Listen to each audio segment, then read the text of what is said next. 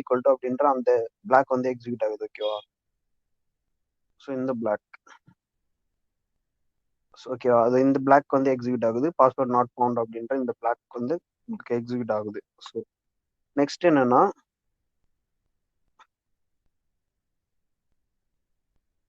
Suppose நம்ம input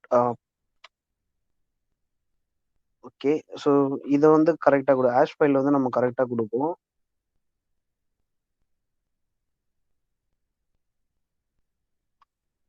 check பண்ணலாம். Okay, நம்ம ரைட் பண்ணியிருக்க ப்ரோக்ராம் வந்து கரெக்டாக ஒர்க் ஆகுது இல்லையான்னு செக் பண்ணுறதுக்கு தான். ஸோ இப்போ என்னன்னா, சரி